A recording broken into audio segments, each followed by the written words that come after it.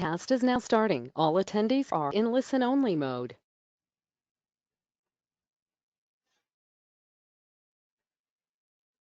Hi everyone, as you're coming in, thanks for joining us here today. We're going to get started right on time. We have a few more minutes left, but we're excited to have you here.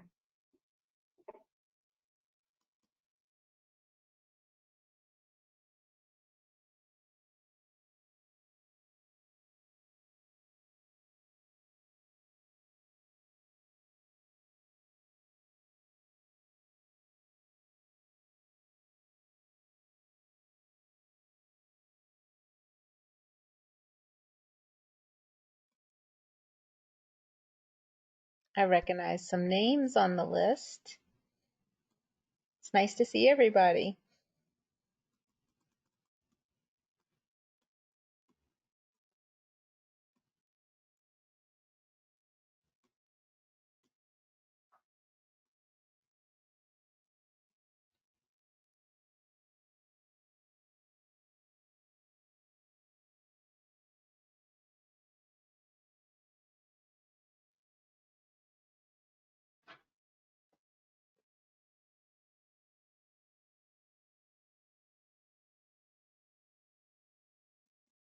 Strange to go from talking so much to silent.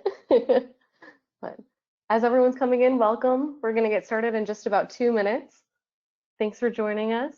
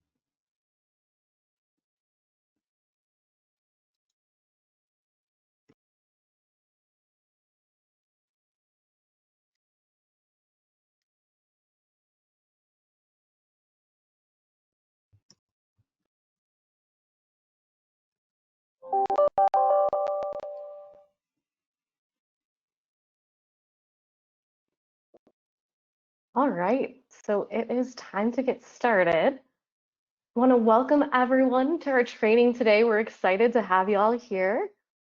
My name is Danielle, and I'm the manager of the Institute for Professional Studies and Continuing Education. I think I lost my screen there. Here at the Chicago School.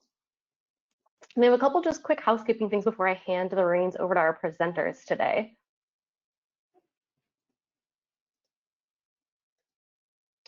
So you can see here, get my screen going.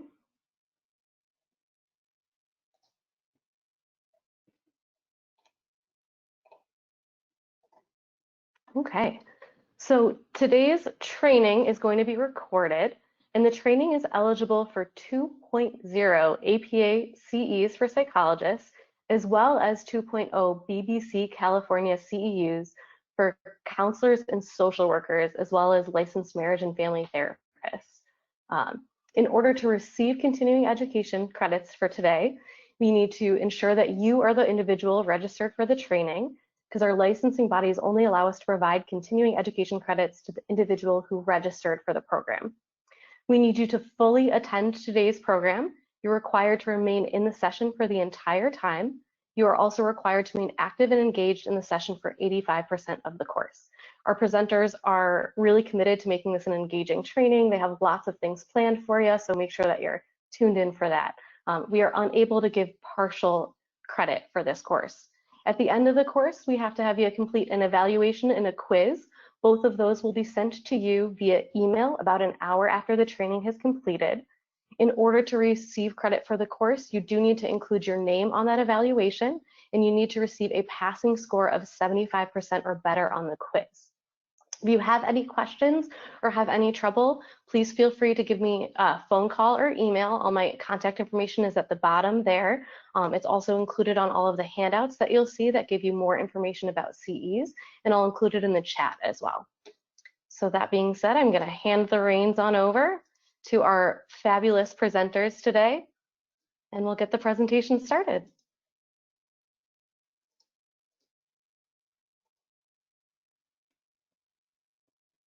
Hi, everybody, and welcome to the webinar. My name is Dr. Lorianne Stretch. I go by Lorianne or LA, and I am the department chair for the Clinical Mental Health Counseling Program at the Chicago School of Professional Psychology.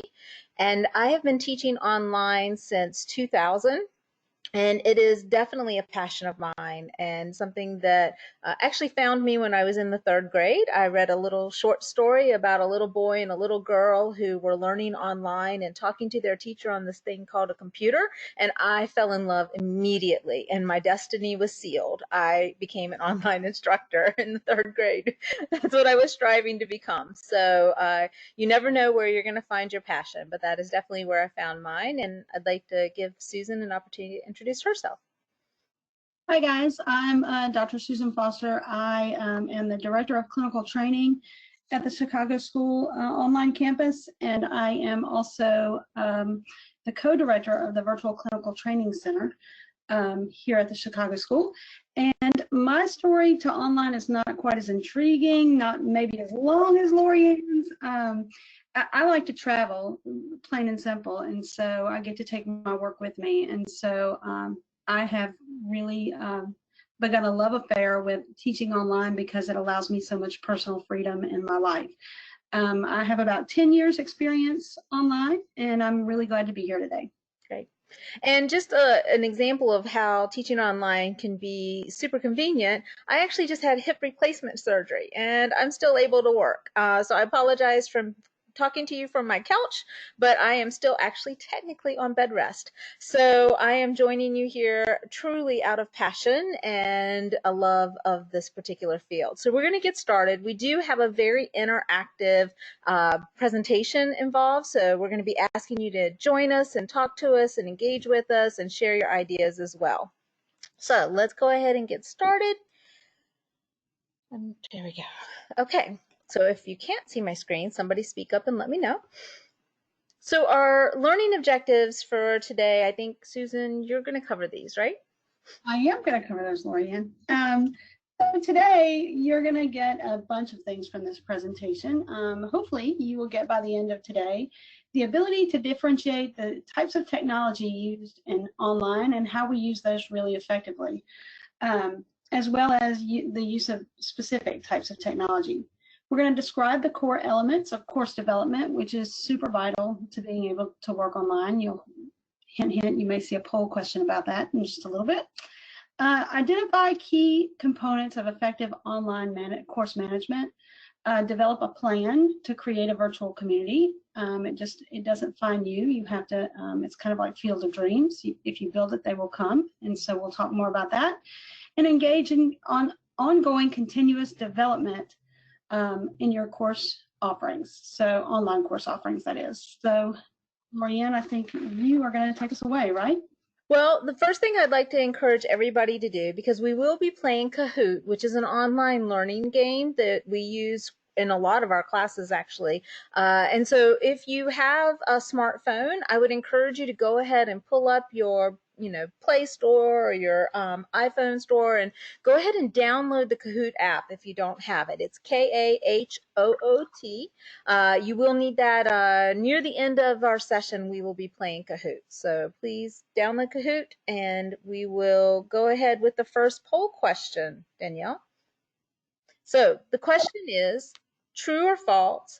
On-ground courses can be built out as online courses with minimal changes to content and delivery. We'll give you all about 30 seconds to answer here.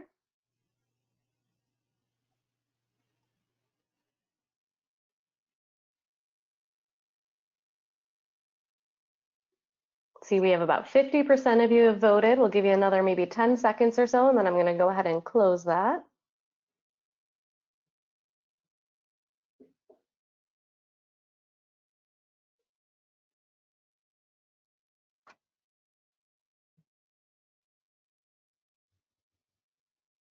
Okay, so I'm going to close the poll here.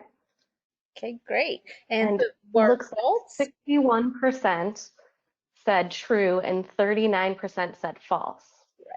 I would say that it's actually false. There's a lot of things that you have to think about in order to build out an online course and convert it from an on-ground course. Now, if you're doing some of these things already in your on-ground, it might be possible as minimal changes, but for most on-ground classes, there's going to be a significant amount of changes that need to happen. And we're going to talk about what those are. So we have 13 points that we want to talk about today. And the first one is that you really need to know yourself as an educator before you start to build your online course. So I've used my own teaching philosophy here to help you understand how that might translate to an online course. I'm a constructivistic kind of thinker, and so I like to have an active, evolving, collaborative process. So for example, in a recent discussion that I had with students, I was challenging them to think about case conceptualization. And so the first thing I did is I provided them with an example of a case conceptualization from a feminist perspective. And then I encouraged the students to do the same thing using a theory of their own choice other than feminist.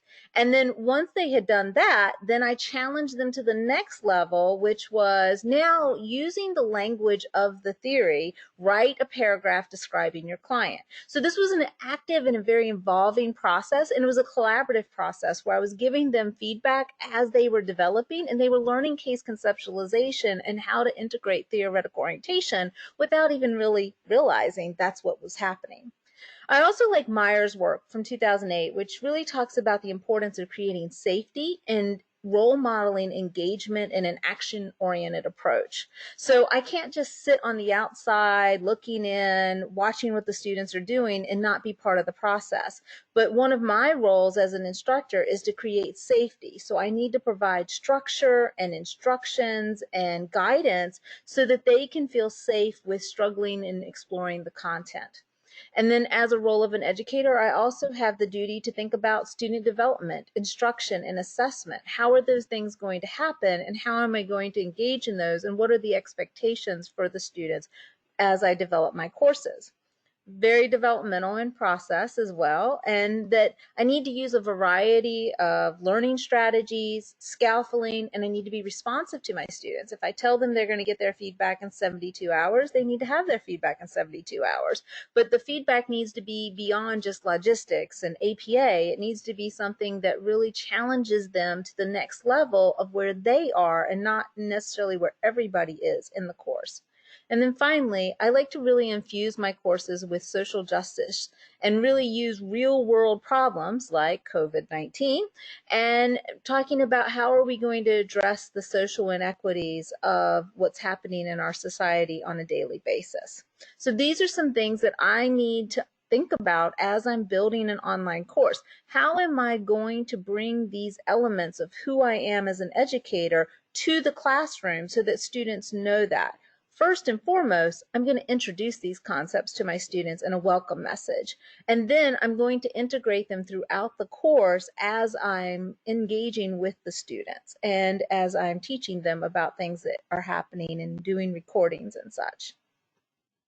So I wanted to give you an example. So we actually have a video that we're going to play here, and it is about 7 minutes, but I think it's an important one to kind of show you some of the different elements that can happen in a course. This is a welcome video that I made for one of my courses, CM 571. It's assessment. And I hope that you can see these elements of I'm conveying support, I'm being human, I'm trying to use brief recordings to convey information. And I'm also not perfect. I make mistakes and I stumble and I click on things, but I'm showing that I'm actually really very human in this. So let's go ahead and take a second, a couple of minutes actually, to listen to this. On assessment for individuals, I'd like to take you on a little tour of the course to show you the key elements so that you're familiar with the course. So here we go. Take myself off of video so that we can focus on the course. In this course, you'll have the opportunity to develop your clinical assessment skills. You'll experience what it's like to select, administer, score, and interpret assessments. You may notice this course is structured a bit differently than previous courses, as there are not as many discussions, for example, but trust me, you'll still need to commit at least 20 hours a week to be successful in the course. This course has three major components: a personal assessment narrative, a statistical tutorial, and a group project. In the personal assessment narrative, you're going to take assigned assessments and reflect on the experience of taking the assessments. You will also select, self-administer, score, and interpret several other assessments. One of the challenges with this particular assignment will be applying the concepts of validity and reliability, which we will be discussing at length. One of the things with the personal assessment narrative is that you will receive an invitation from Kelly Billstrom during week 1 from Mind Garden. If you do not receive this link by Tuesday, please check your clutter and spam folders for the link. If you still cannot find a Mind Garden invitation, please check in with Kelly Billstrom directly so that she can resend the invitation to you. This invitation will give you access to 4 assessments that you will need to take for part 1 of the personal assessment narrative assignment, which is actually due the first Saturday of the course. So make sure you look for that link, and if you don't get it, please follow up with Kelly Billstrom as soon as possible. The second component is the statistical tutorial. We partnered with Khan Academy to help you develop the basic statistical skills that you'll need as a professional counselor. Beginning in Module 2, you'll spend at least 10 hours a week reviewing the modules outlined in Khan Academy. Again, you'll receive an invitation probably by Friday of the first week of the course. Again, if you've not received that invitation, check your clutter folder or check your spam folder for that invitation. If you do not receive your Khan Academy invitation, please email your instructor directly. It's very important that you use the invite to our class within Khan Academy and not instead of using a previously established Khan Academy account if you have that. So make sure you use the one that's linked to your Chicago School email. I will also be providing an overview of Khan Academy during our live session in week 2. However, when you first enter Khan Academy, you will be asked to take an assessment. Once you complete that assessment, Khan will place you in the courses that they think you most need. And while you're welcome to complete all of the courses that Khan recommends, make sure that you complete the required courses, which are listed in the statistical training overview. As you can see, they're broken out by course unit with title and what sections or lessons within that section you need to complete. In order to get to that information after you finish your assessment, you'll most likely end up on a page that looks something like this. And there's 2 ways that you can get to the correct page. Either under subjects, you can click probability and statistics, or you can click see all probability and statistics. And from there, I think the easiest way to get to it is actually through the table of contents. So if we look at the statistical training overview, you'll see the first part that's required is statistical studies, statistical questions. So from there, I would find statistical studies here, and I would click on statistical questions. And then it would walk me through the different parts of the Khan Academy lesson. So again, make sure you're completing those lessons that are listed on the statistical training overview. And all of this is to prepare you for the statistical assessment near the end of the course. So make sure that you're following along and staying on track with completing these particular lesson so that you are able to be successful on the statistical assessment near the end of course. Finally, you have a group project called Creating an Assessment Protocol for Clinical Mental Health Agency. In groups of 3 or 4 students, you're going to develop an assessment protocol for a mental health agency of your choosing, for a population of your choosing. Be sure to review the final project overview, which is in the course room as well. And this will outline and give you additional details on what you need to do to complete this project successfully.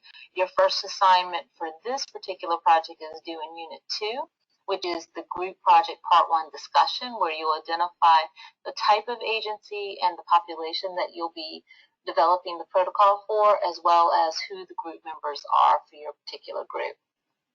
Finally, we are going to have a live session next week, and the information regarding the live session will be posted in the announcement. If you're unable to attend the live session, know that I will be posting the recording in the announcements as well. During the live session, we will review the course logistics and projects. Feel free to reach out to me in the meantime with any questions you might have regarding the course. Please post those in the general questions discussion thread. For any personal questions, you may email me or call me, but please know that those questions that are emailed or done by phone call should be very private questions, specific questions to your unique situation. If you are asking me a question that would benefit everybody, I will refer you back to the general questions so that I can answer it there once instead of having to answer the same question multiple times privately. I look forward to working with you. This is a very tough course in the sense of the content and how much work you'll be doing outside of the course room with research and going over the statistical review, but know that I will have live lessons throughout the term to support you and provide you with additional support to get through the content. The course can be very exciting and fun, but initially I think it's a little overwhelming to students when they're trying to learn all the new terminology and learn how to research assessments. So just be on the lookout, because every week I'll be posting additional information to support you in this journey. Thank you, and I'll talk to you soon. All right, so in the chat, I think, because we can do chat, right? They can they type stuff in the chat? There's a question box that they can type questions into. All right, so in the question box, what were some of the elements of the video that you saw? What were some things that stood out to you about what I was sharing with students? So just put some keywords in there that come to mind. And then Danielle, if you don't mind reading those out.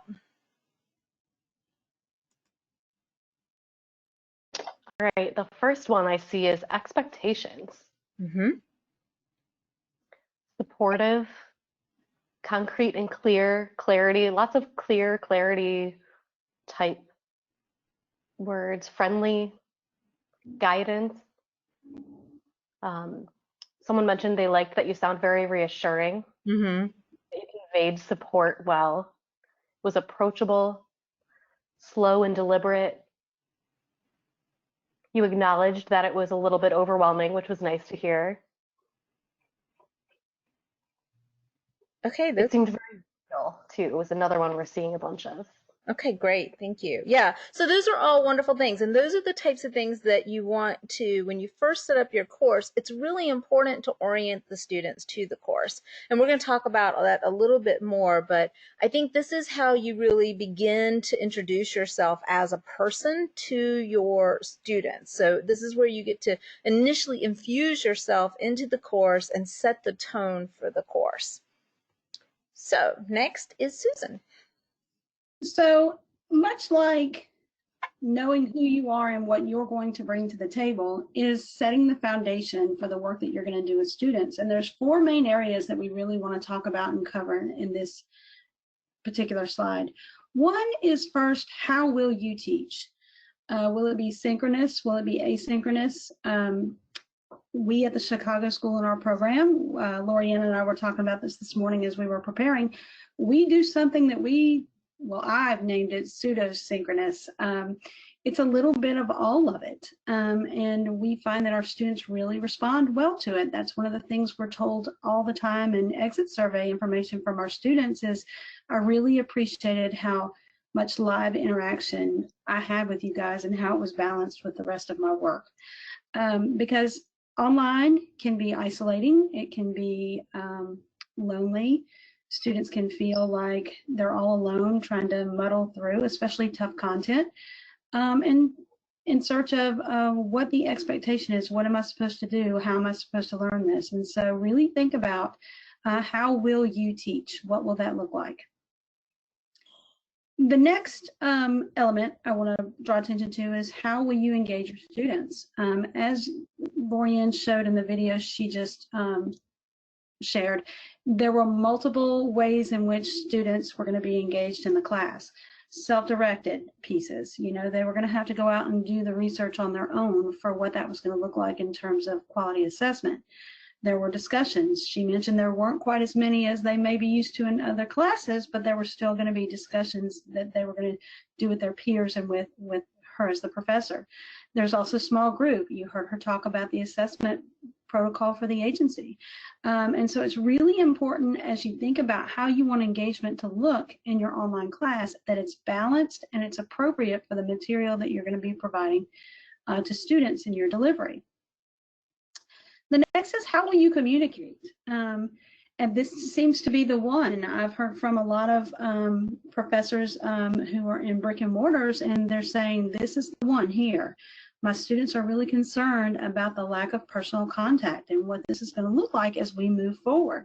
You know, they're not so worried about the content, but you know, they're already like grieving the process. They're grieving the fact that we don't have this time together anymore. And so really take it into consideration. What is that going to look like for us?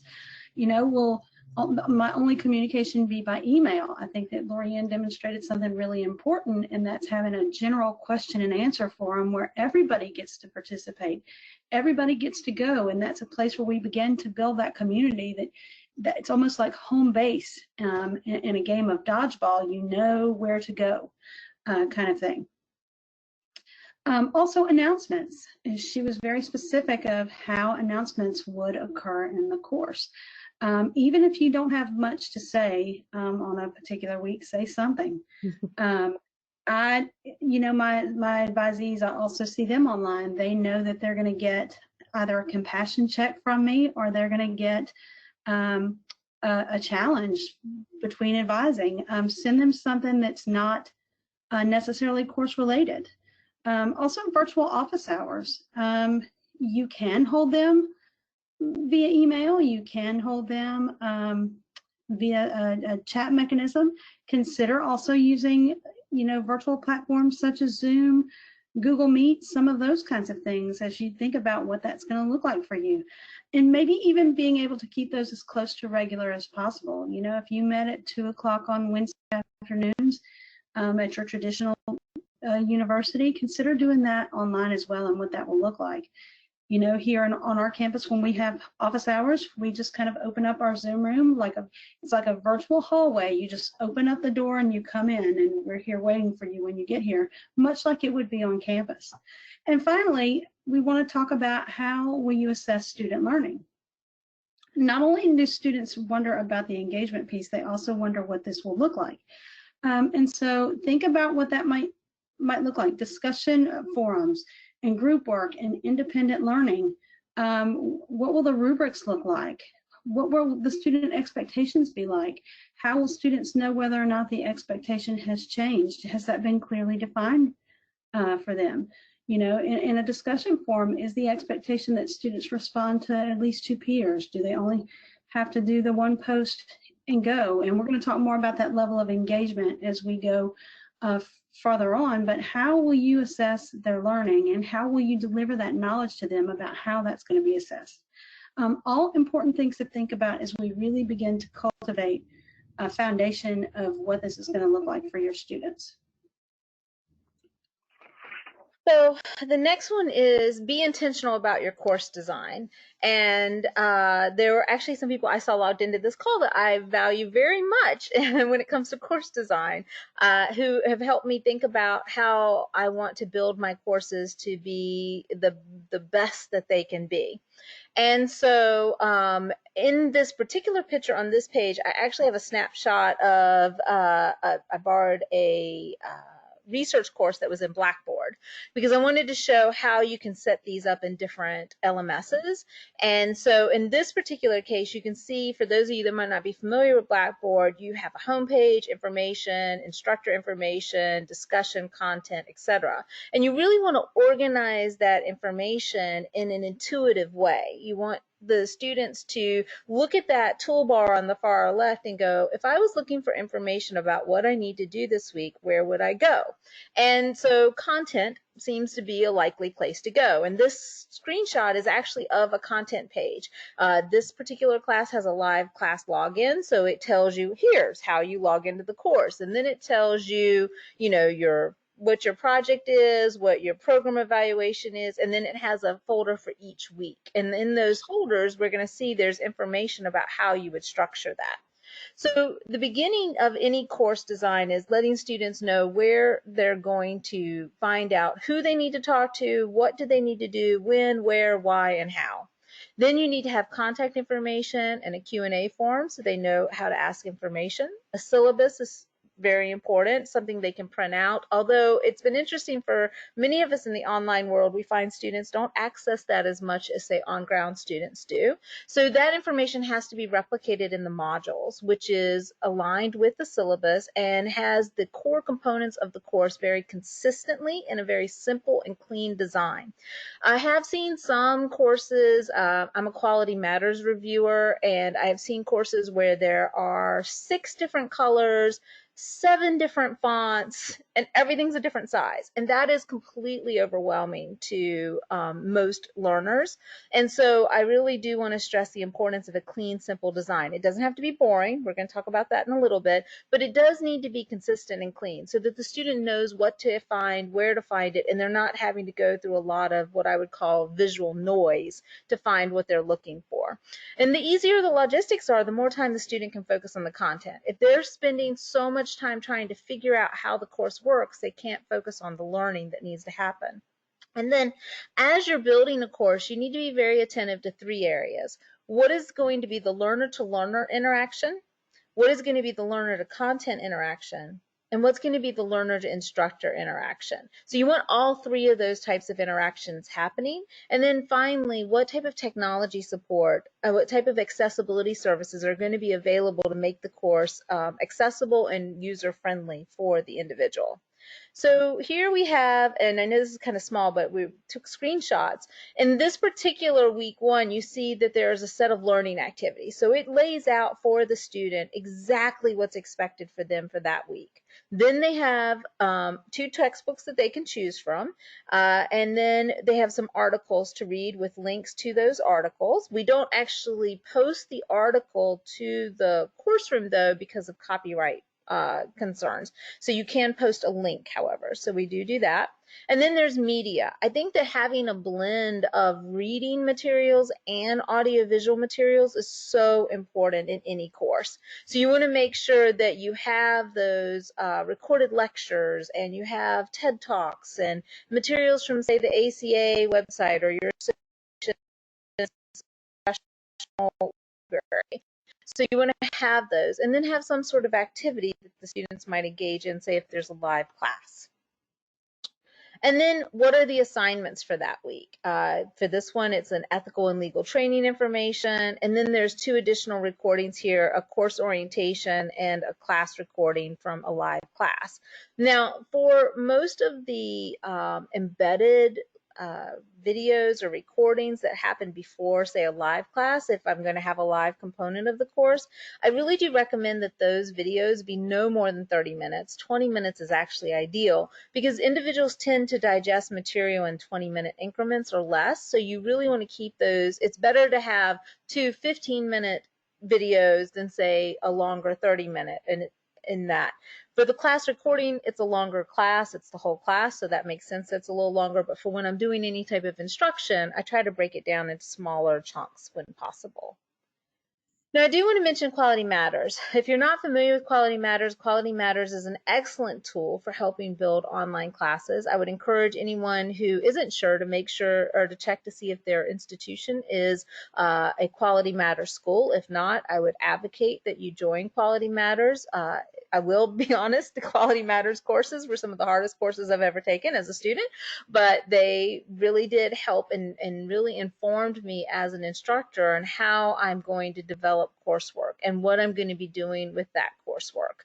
And so there are 8 major components of the rubric. We're not allowed to share the rubric, but we are allowed to talk about how that might look and what we might do with that. So I wanted to walk you through what that might look like, say for an inferential statistics course, which is one of my favorite classes to teach. I love stats. So in this, we have a course overview and induction. I'm going to have a course description of what the course is about, both in writing and through a recording. I'm going to state what the learning objectives are. And in this particular example, I'm looking at students will demonstrate analysis and use of data in counseling, which is a KCREB standard. So I'm tied to my accreditation standards. How am I going to assess that? Students will analyze learning outcome data and draft recommendations for a counseling program. So that ties back to that learning objective. And then what do my students need to know in order to be able to successfully do that assessment? The learning materials include the textbook, recorded lectures and tutorials, a data set, and a sample of what that might look like. So I might have walked through a learning objective and showed them how to analyze the data and draft recommendations, and then said, okay, you can use any of the learning outcomes other than the one I just used. Course activity, I'm going to actually simulate the analysis, give an interpretation, and potentially use Kahoot to review the process, which you'll see what Kahoot is a little bit later. And then what technology does the student need? They need to know how to use SPSS, which is our statistical program for social sciences. They need to know how to get help for using that, and they need to know about the disclosures about technology. And then finally, we need to consider diverse learner access issues and how am I going to make sure that all students have the same level of accessibility to the material. So for example, if I have a PDF, then it's going to be a searchable PDF. If I have a visual like I have here, I'm going to have an alt tag that tells someone who may not be able to see my picture what's in that portion of the page. So those are some of the things that we're going to do to ensure alignment, which is what was so important in all of our online classes, is that everything is aligned with the other elements of the course so that things make sense and that the students are getting all the components that they need to be successful. So some tips to consider when you're thinking about this. Always consider having a colleague and especially a student review your course. This is something that we've done at the Chicago School that I think is very successful, is we ask our students to review and our alumni to review courses once we've developed them to give us feedback on what made sense, what didn't make sense, how could we make it better. And that has been something that's helped us really tighten up a lot of our courses and make them very student-centered and student user-friendly. Activate the student view. Most learning management systems, which are these platforms like Canvas and Blackboard and Moodle that many of the schools are using, have a student view. So when I build out a course, I may be able to see things, but when I click on the student view, oh, it's still hidden from students. So it's always important to check out your courses in the student view to make sure that everything you think is showing is showing. And then last but not least, I wanted to take a second to talk about over communication and communicating well.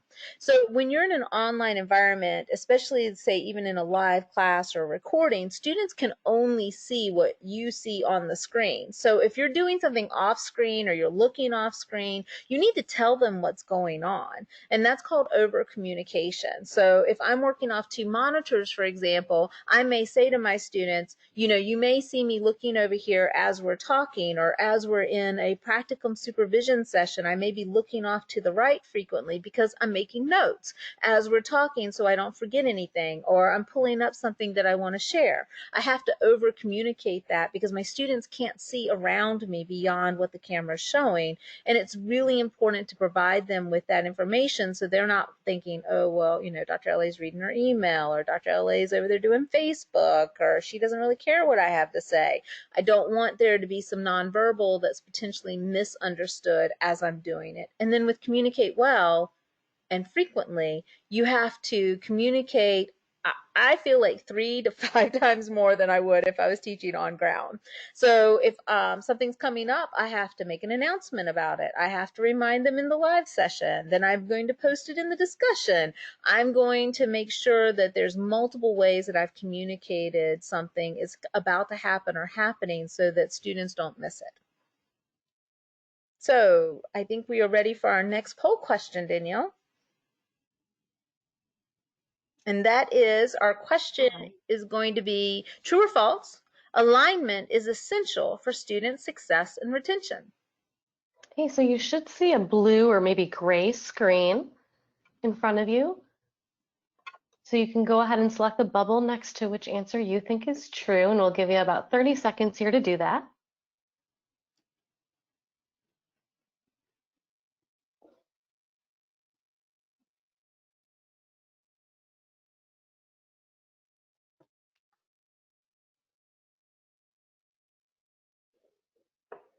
All right, y'all are voting fast today. We'll give you another 5 seconds. So just to get some last minute ones in there. All right, I'm gonna go ahead and close it here. And I'll share with you. So 98% said true, or yep, and 2% said false. Here we go. It is definitely true. Alignment of your learning activities, your outcomes, your assessment, all of that is essential for student success and retention. All right, Susan, you are up. So throughout the presentation, you've seen us add visual appeal to the presentation. You've seen us break up long chunks of text. It may be with a video, it may be bulleted, much like you see on this screen. We've broken up the large chunks of text. We want to do that for our students because, again, as Dr. L.A. mentioned, there's only so much knowledge retention that can happen in a given sitting, in a given way, in a given space. And so we really want to be attuned to that, that if it's hard for us to get through and read, it's going to be hard for, and we're the expert on the material that we're giving to our students, it's going to be especially hard for them to do the same. And so, again, when you're doing those quality checks and having students review or other colleagues review your stuff, say, is this text too long? Should I break this up? Should this be in 2 documents instead of 1? Should this be too many lectures? Really making sure that the amount of text is suitable to what you're trying to achieve with your students. Embed relevant images. Break up the content by adding those images that, again, they need to be relevant, but that students might be able to connect. For me, for instance, I am a visual learner, and so it's really important not only for me to read it, but to see it. Really important. Think about your students' learning styles. Think about your own learning style when you put this together. You know, if it's full of text, maybe you are attuned to your learning style and maybe not the learning style of all of the learners who will be present in your classroom. So something to think about. We've already seen the use of embedded thumbnail videos and how important they were to the conversation and how much you guys gleaned from it just watching Dr. L.A. embed her video. Ensure accessibility of visuals. You should be able to view your source code, and if you don't know how to do that in your LMS, work with your IT department to really make sure that what you're showing is accessible to all users. That it can be read, it can be listened to, whatever needs to happen related to the images that you choose to use. Be sure to use headings and subheadings, really kind of, again, breaking up all of the text, breaking up all the lecture notes that you would need to give your students related to content. Enable screen readers. We were working on this presentation again this morning, and I had my screen reader on this morning, I looked at it, I heard it, I read it, and then I listened to it because it was really important for my retention. And if you were wondering what I was listening to, follow the principles of universal design. If you're not familiar with universal design, they have a fabulous infographic on their website. You can click on it and it will play it to you. It will help you really kind of understand the principles of design around learning. Provide captioning of transcripts, really important. And ensure all documents include PDFs and are searchable. And so in the chat, what I would like for you to do is I'd like for you to evaluate us based on what you see right here. I would like for you to evaluate this slide. Just 1 or 2 words. And Danielle, if you could shout out to us and tell us what people think of this slide, that would be fantastic. Absolutely. And we accept harsh criticism freely and openly. We The invite, first few that popped up all said easy to read, okay. concise. We did have one suggestion. It's kind of plain, but the text is short and clear. Good. Easy to read, easy to read. Another suggestion for possibly adding a photo. Direct and to the point, easy to follow, easy on the eyes, lots of easy to read type responses. Okay. Virtual high five, LA, on the easy to read. Oh, and a shout out for using periods consistently as well. So now we're going to show you what this looks like when we add visual appeal, because while this was easy to read, it wasn't very appealing. And so feedback on this one in comparison, it's the same text that we gave you, but it talks about some of the graphic of universal design that we talked about earlier. So if you could just put a couple of words in the text box about what you think of this updated version of this. And I want you to think about it through the lens of a student looking at the two. Which one would you prefer? Great, we had one that said it's engaging. Another said it's a little bit hard to follow. They're unclear where the starting point is. That's good. Another more engaging, it's much better, it flows well. Couple more saying that it's difficult to follow. Some saying that it's eye-catching. I think that really speaks to why it's so important to have a variety of delivery methods, because you can see there's a real split, right, between people who are saying, oh, this is engaging, I like this, and other people are like, whoa, too much stuff. So you really do want to present material in multiple ways for that exact reason. It's that over communication tool again. Mm-hmm. And I also think it has a lot to do, and I don't know who said it because I can't look at the chat, but there's also some research to show that digital natives versus digital immigrants, so people who have always grown up with technology versus those that haven't, have a very different idea of what they need and how they want to consume information. And so when we're building these courses, if we know we're going to have, say, digital natives, which tend to be the younger population, and then digital immigrants, which are my generation and older, we tend to, need to give that information in two different ways. So we need to be aware of who our audience are going to be and how we're going to disseminate information. And I really tell my students, I'm going to provide you with information in a lot of different ways. You are not expected to consume every piece of information in this course. You're expected to consume what you need to be able to meet the learning objectives and your learning style and the way that you learn. Right. Susan, do you want me to go on? Yes, please. So this is what we were talking about in terms of the universal design, and it will speak to you. So there's the link if you guys want to click on it at your leisure later on. But what this talks about is that there are three very distinct areas that we need to hit on for our learners. And that's to provide multiple means of engagement, which we've talked about a lot already, multiple means of representation, and multiple means of action and expression, which LA you just alluded to. And so with the engagement piece, what we're really trying to do with our learners is to help them with the why. We're trying to really activate their affective networks of learning and really get to the why of it. I'm not going to go through all of the categories or the subcategories, but I will say that what we're doing here is we're recruiting student interest, which is really important. It's the hook, right? We've got to get them in to be able to want to know more about the information. Sustaining effort and persistence. If they don't know why they're doing it, they're not going to do it, and it doesn't matter what the outcome is at the end. If the tangible link to why am I learning this now is not there, it can really put student learners off in an online modality. We're also providing strategies for self-regulation because we have our students in this really captive space when we're working in traditional environments. And online, it becomes a little more nebulous in terms of student expectations, when students are going to learn, when they're going to attune to their information, when they're going to sit down and do it.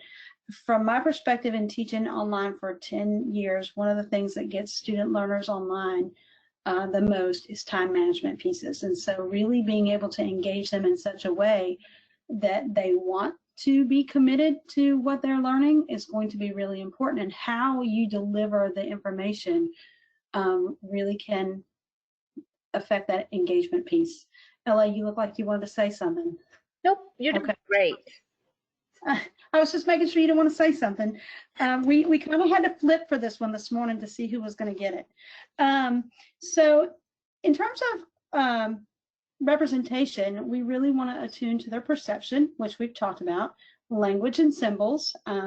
Again, that last slide was really this fantastic reminder that we don't all do everything the same way.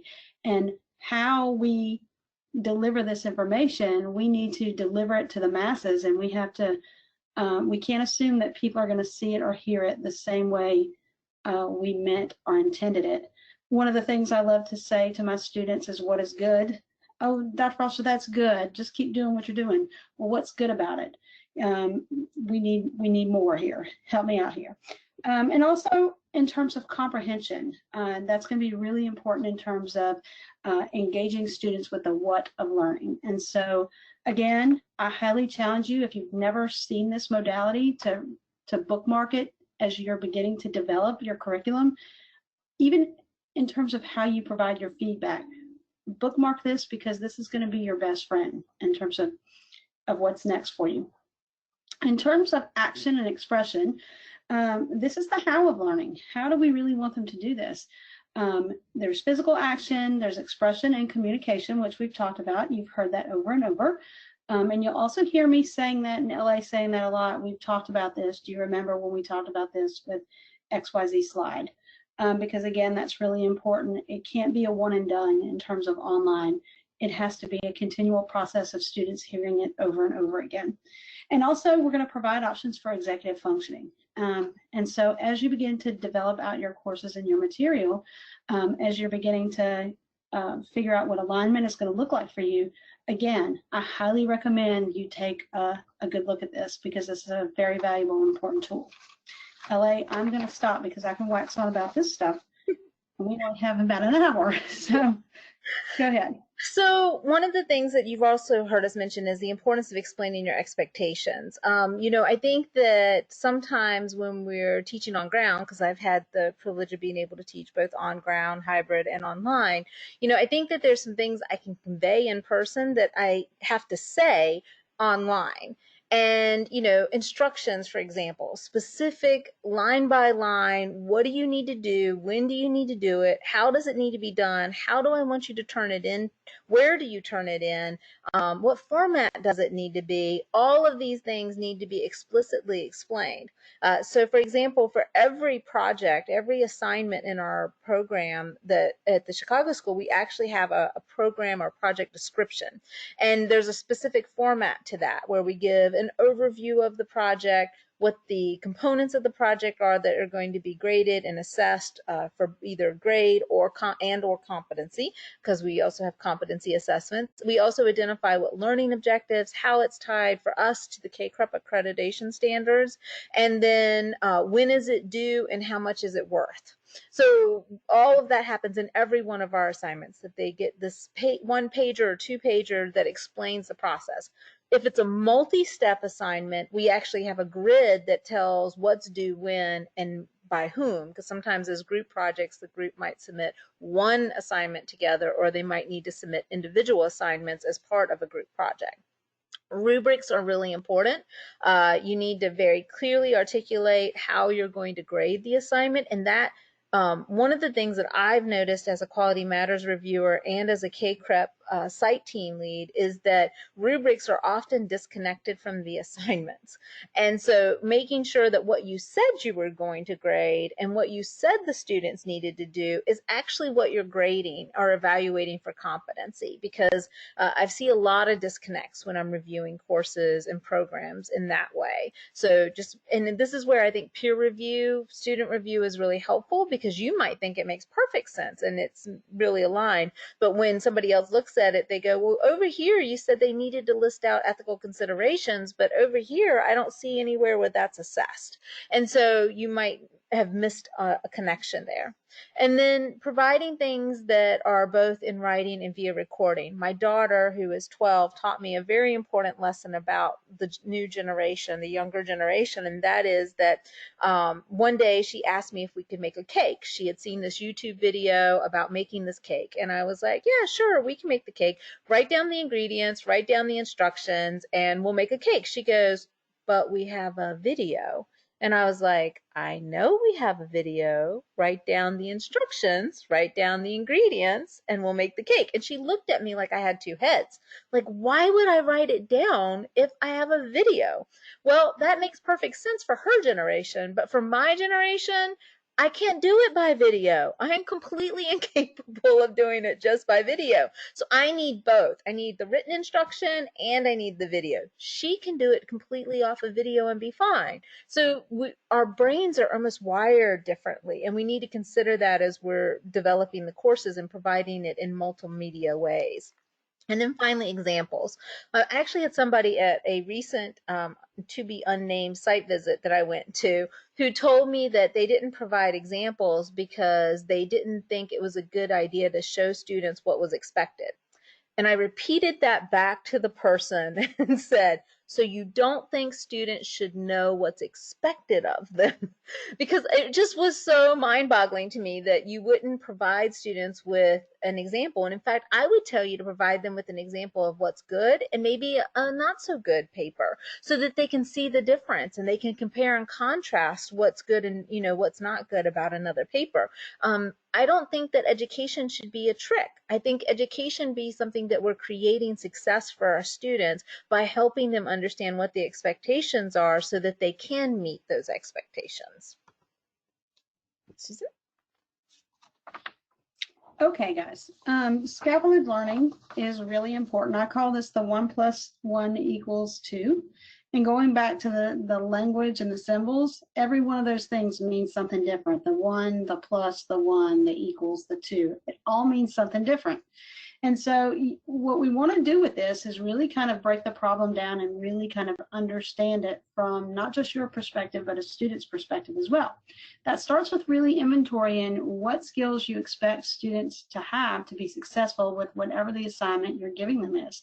That really formative, logistically what's expected, content was what's expected of them. And if you can't answer that, there's no way students are going to be able to answer that. And we want to work backwards to create that inventory. First, we want to identify technology as well as content resources. What do students really need to make this happen? We want to practice the technology and allow our students to as well. With scaffolded learning, one of the things I tell people all the time if they're going to do online learning is that if you're going to use technology, make sure it works before you give it to students, and then allow students to have the opportunity to practice with that technology before they give it to you, so that it's not a one and done and whatever they give you is the end result and they have never had exposure to it previous to now.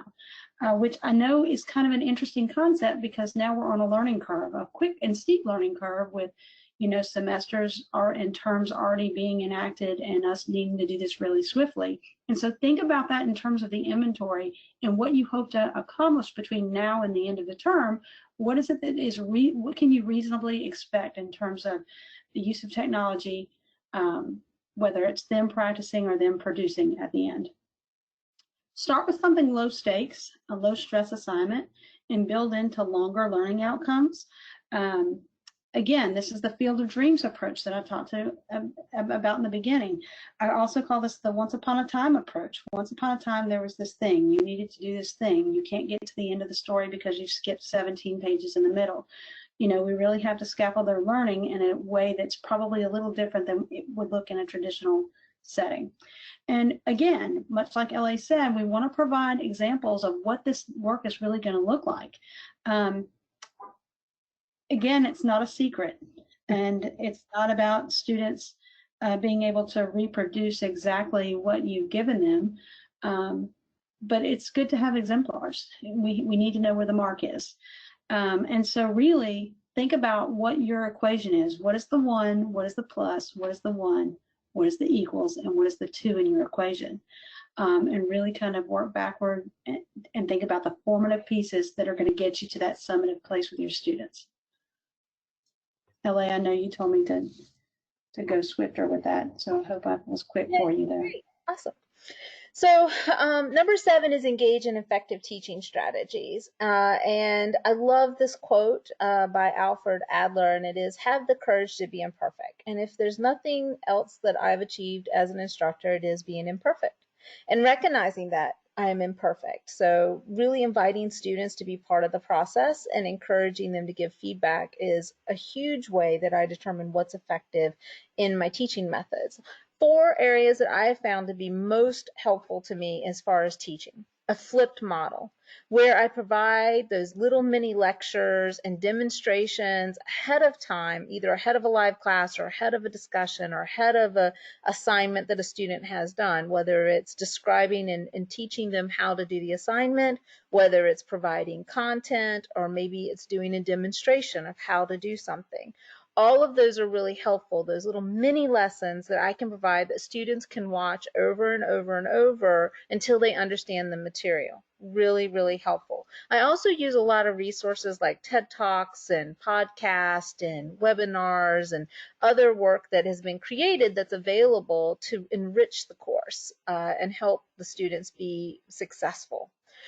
As we mentioned earlier, we have found that having a hybrid or the pseudo-synchronous, as Susan mentioned, approach has been very effective for us in the sense that we have both asynchronous, which means not in real time. So a discussion board is a great example of that. I may post a prompt, then the students write a response. I log in the next day or a few hours later, write a response, and they respond a few hours later.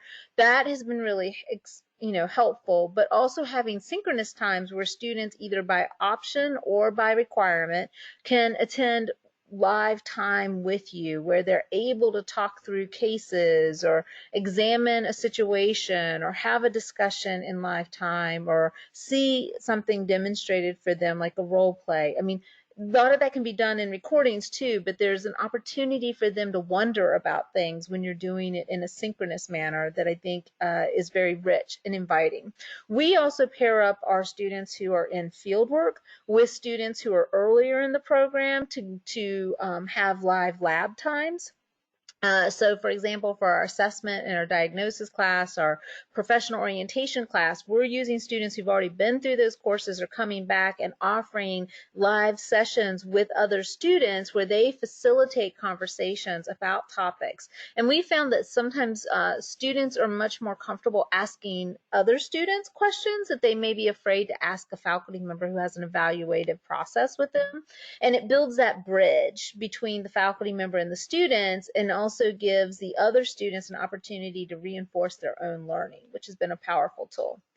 Creativity is essential. Truly, I do not believe there is anything that you guys could throw at me that you do on ground that I couldn't figure out a way to teach online. And we're going to do a little activity here in a second to talk about that.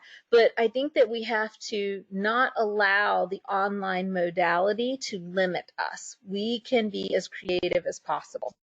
For example, I'm a therapist by training. I'm a Jungian sand play. And in my supervision classes with my practicum and internship students, I will often role model sand play for them. And what I'll do is ask them to bring 3 items that are smaller than, a foot by a foot to class the next session that we have and ask them to talk about what those might represent to them. And we talk about how we might apply that to a client situation. If I was doing, say, telehealth, or had a client in my office and they could bring items to my office, or I could do it through a virtual setting, to have them show about how you can use symbols and objects to represent things and have a conversation about them without, say, having a 5,000 piece sand tray miniature collection that everybody's picking from. So there's lots of ways to accommodate and modify assignments or activities so that you can do them in a virtual situation. And then alignment. We've talked about how important alignment is. So these are the 4 foundational components to me for effective teaching: a flipped model, hybrid, being creative, and alignment. So for our creative activity, Danielle, I'm going to need your help here too, because what I would like is maybe to have 1 or 2 people volunteer by raising their hands and having, if you don't mind taking them off mute if we can, to share an activity they've done on ground, and let's see if we can figure out how we might make it online. Absolutely. So go ahead and raise your hand if you don't mind. Let's see. The first hand I saw shot up right there. Joy, I'm going to go ahead and unmute you. Can you hear us, Joy? I can hear you. Can you hear me? Yes. All right. So one of the classes I'm teaching right now is an introduction to psychology class. And before I discuss obedience to authority and we get into Milgram and all that, I have a stranger show up to class before I come in during the day. So the students all come into class. In walks a stranger. The stranger stands at the front of the room and then starts to tell them to do very bizarre things, like take off your shoes. All the boys go on this side, girls on this side. Hand me your cell phones. Everybody put your hands in the air. Go stand by the window. All of these things. And then after about 5 minutes, I walk in the room and the stranger just walks out. And I say to the students, who was that? And why were you following what this person told you to do? And so it gets them to recognize before we get into Milgram that in fact, obedience to authority is ingrained in us. And it is something that we're victims of and that is part of inherent in our culture and things like that. And so Oh, I love it. I love it. I love it. This is great. So, okay, 2 ways. I'm going to give you both the asynchronous and the synchronous way. Okay. So the asynchronous way, which would be, not in real time, right, is I imagine having a discussion board, right, where you have a discussion board that's created and you have a stranger appear into the class as a they might even have a designation as an instructor or whatever. You can decide what the role will be, but they show up in the discussion board and they say, your professor isn't able to be with us this week, so I am going to be taking over for a couple of, days. And one of the activities we're going to do is this. I would like for you to do the following items and then report to me in the discussion board within the next 24 hours of when those, items are complete and how it feels for you to have done those items. Okay. And then you let that go for 24 hours. You let it go. And then you see what all the strange responses are from the students who would probably be very confused. And then you come in and you do exactly what you did in the regular class. For the synchronous one, it's even easier because let's say you're doing a session through Zoom, right?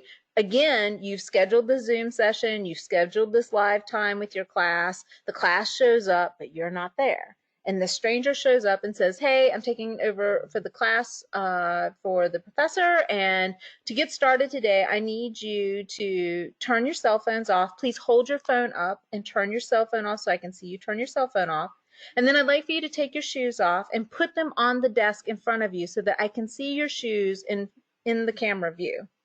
Just ask for odd things for them to do. And then the same thing. After that's gone on for a little bit, you can join the session or come on the camera or whatever, and then you engage with that conversation. What do you think? First thing is, it's very important that the person never say that they're there in place of me. Right. Just FYI. You would modify that piece, right? They could just show up. In other words, it literally is a stranger that just shows up and tells them. And you can modify it for that piece, absolutely. But yeah, I think in the synchronous way, where you do it kind of live or whatever, is the more powerful one. So right, and it might result in definitely the second option. Yeah, and it might result in less calls to your dean, because I'm just imagining my dean getting emails about why this person was in this discussion board, whereas the live discussion, you can respond to it more easily. All right. Thank you so much, Joy. I appreciate your example. Thank you. Yeah. So Danielle, let's take one more. Thank you, Joy. That was a great example. The next hand that I saw go up was Nancy Bachman. So if you're ready, I'm going to go ahead and unmute you there.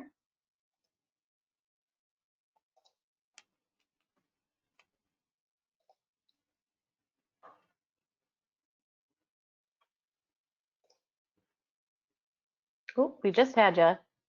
Where'd you go?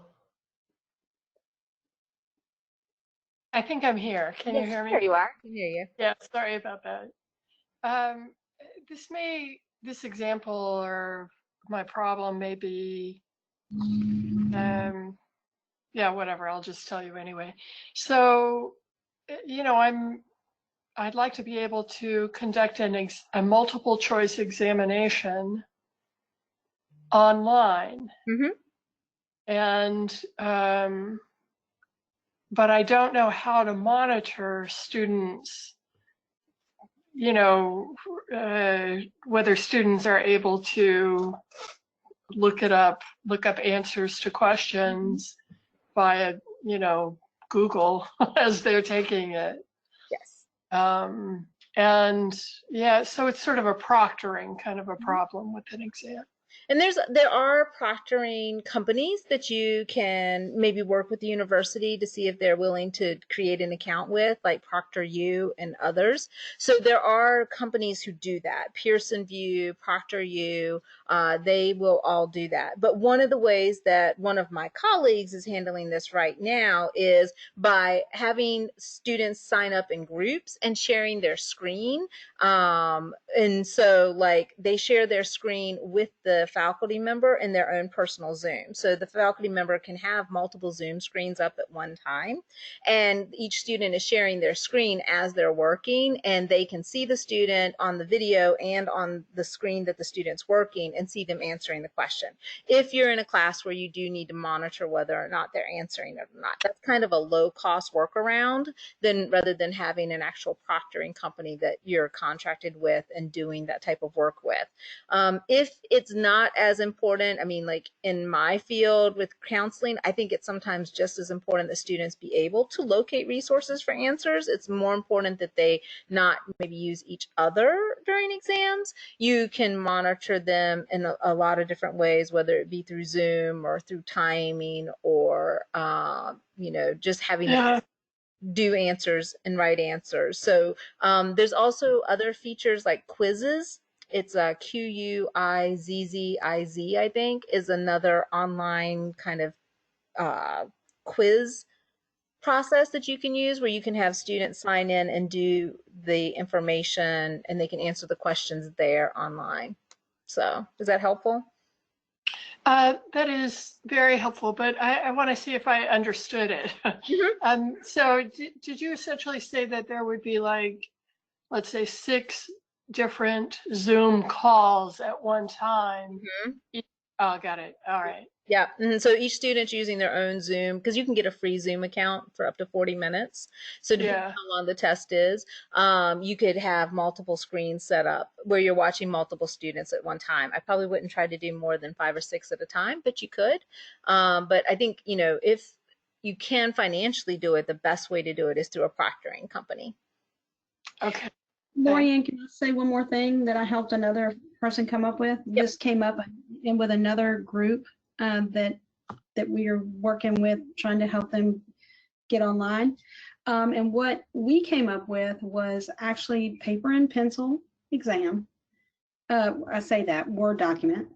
And do Screencast-O-Matic, because what the Screencast-O-Matic will do is that they can actually video record themselves taking their exam, you know, and they're answering the questions and their faces in the corner, and they can, as long as whatever you were going to have them take was, they could finish in less than 15 minutes, it's free. So you can give them a short answer, you can give them a series of small, and the beauty part about that is you don't have to watch the recordings unless you need to, because you can have them send you the Word document and you can grade it off the Word document. Great. All right. Thank you. You're welcome. Thank you for that example. So we're going to move on for time's sakes, but if we have time at the end at Q&A, we'll be happy to field others as well. Lorianne, we did have a suggestion. Brita suggested that another option might be to create a scenario-based and applied questions Yes. as well. Thanks, Brita. Yes, exactly. So making it something that they have to have some application process to it. All right. You are up, Susan. So the eighth construct that we want to talk about is managing the course effectively. And so part of this is going to come down to that engagement piece, again, that we've talked about. For instance, with your discussion boards, what's the expectation? Does the university have an expectation? Does your department have an expectation? Do you have an expectation that you've identified and shared with students? For instance, we have one here that you might find in our department. You're going to post 4 days a week and 1 day on the weekend for a total of 5 days in the discussion board. You're going to engage with every student at least once a week, and you're going to integrate work experience and resources. Remember, don't share documents like PDFs. Use the links because of copyright to be able to give your students or to add depth and expand the conversation in ways using resources, because resources, especially in our field, it's much like Lorianne talked about with the exam. It's really important that students are able to find appropriate resources to best work with clients when consultation is not available. So remember copyright there. Share visuals, media, pictures. You're going to want to edit the post. Maybe that's the expectation, that it's not necessarily you're just replying in a thread. If you can edit the subject line, you're going to want to say, this is my reply to you, Sam, or Dr. Foster's response to this thread, or whomever else. Because again, another powerful thing you can do is, if you've already replied to Sam, but there's really something intriguing and important going on in that discussion thread, you know, is that part of your expectation that you're going to jump in there and respond to the group? Really think about, in terms of discussion boards, what do you want that level of engagement to look like? I can tell you that students respond to that. If they know that you're going to go in and you're going to look and you're going to be an active participant, they're going to bring their A game, and they're going to say, you know what, going back to your very first point, Lorianne, here's Dr. Stretch, she cares, she's in here, she's in this with me. And it doesn't feel so foreign, especially for individuals transitioning from an on-ground or more of a hybrid to a totally online environment. It's going to be really important that they find that same level of engagement that they had before. Again, if you say that you're going to have things graded within 2 to 3 days, if that's kind of the standard expectation, whether it's your university, whether it's your department, or whether it's something you share with your students, be very mindful of that. Know what your university says. If it's 3 to 5 days, then that's going to be the time frame that you want to use. I know that I've heard from some universities that all bets are off right now in terms of just really being able to get students online and get moving in the right direction. But in order to remain moving in the right direction, making sure that we're, you know, aware of the rules, and the students are aware of the rules that you're going to play by. So in general, you know, if you don't have a netiquette policy, if you've not shared that with your students, think about that. If your university doesn't have one, does your department have one? And if they don't, there are some great examples online. But that's one I would star and challenge you guys to bring up in your next faculty meeting, is making sure that everybody understands how we'll communicate online. And Susan, let me just jump in here, because one of the things that I'm going to have Danielle send all of you after the session is we've actually developed an etiquette procedure for video conferencing, what our expectations are for students when they're in a video conferencing situation. About we actually had to say you cannot smoke and drink alcohol, for example. You can't be in a moving car.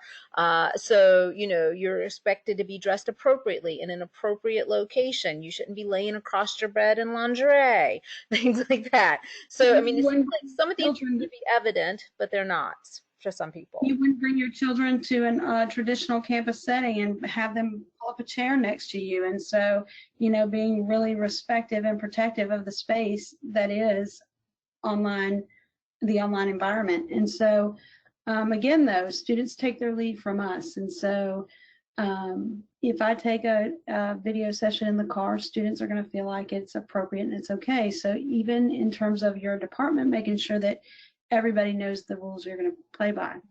Again, we talked about the time management piece. And again, I can't stress enough how much of a challenge that can be for students, even digital natives. There's always time to get to it. Online never closes. I'll always be able to get to it. And sometimes that just doesn't happen. And so really having a clear and distinct late policy, and I cannot stress enough how important it is that if you say it, you stick to it. And we're kind of in this really weird season where the empathetic thing we may think that it's to let them slide potentially on turning in late work and things like that. However, what we have found is that the more we adhere to it, the more we create a culture of engagement and learning, and the more students respect the atmosphere that's been created for them. With that being said, though, I will say, like, we have changed our policy based on COVID-19, and we're giving a little more leeway when there's something like a family member has come down with it, or the person is struggling with having children at home who are no longer at school. We're giving a little more leeway than we normally would, but we are actually republishing a policy about that later today to make sure that there are clear guidelines for both instructors and students about when and how that will be given. And again, it's really just important that everybody knows the rules that you play by. And so, as our entire student population in our program are going to find out at the same time that there have been changes made that are effective immediately. And so the one thing I would challenge you is to think about what equity would look like for late policies. And be sure that whatever you're asking for your students, there is an academic policy or procedure that backs that up. In terms of late policies, in terms of absences.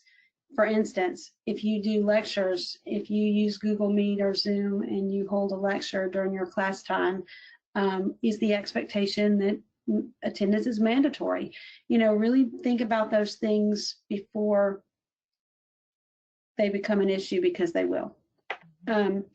So in terms of assignments, again, can't stress enough having clear expectations, making sure the rubric matches the assignment, that the rubric is given to the students well in advance of when the assignment's due, provide samples. And this can be a challenge, especially if you've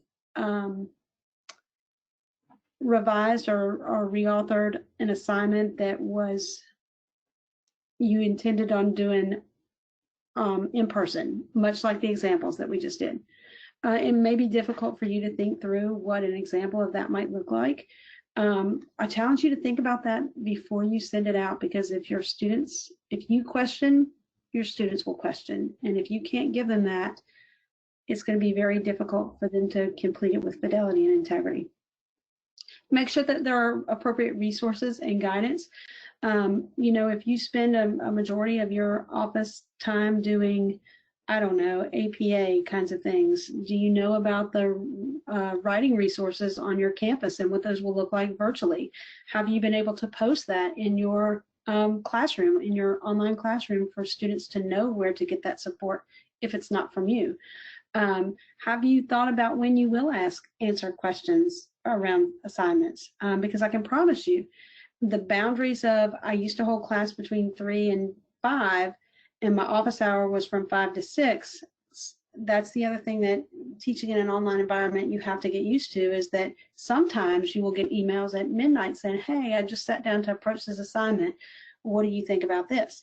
And so just really having some integrity in terms of the process and what that's going to look like, and stick to it, because you cannot answer emails 24/7 about assignments. I mean, you can try, in my estimation.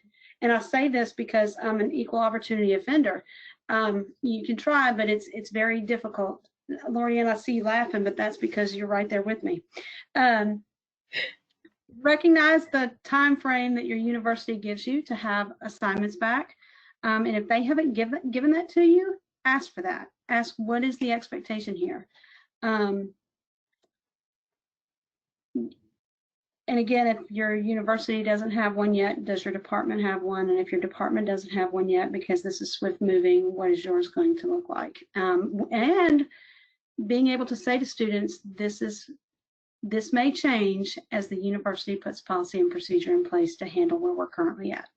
like ours is going to change today in relation to kind of where we're at as a university. Feedback. Again, making sure your feedback is balanced, not just in terms of logistics, but content as well. Positive and constructive as well.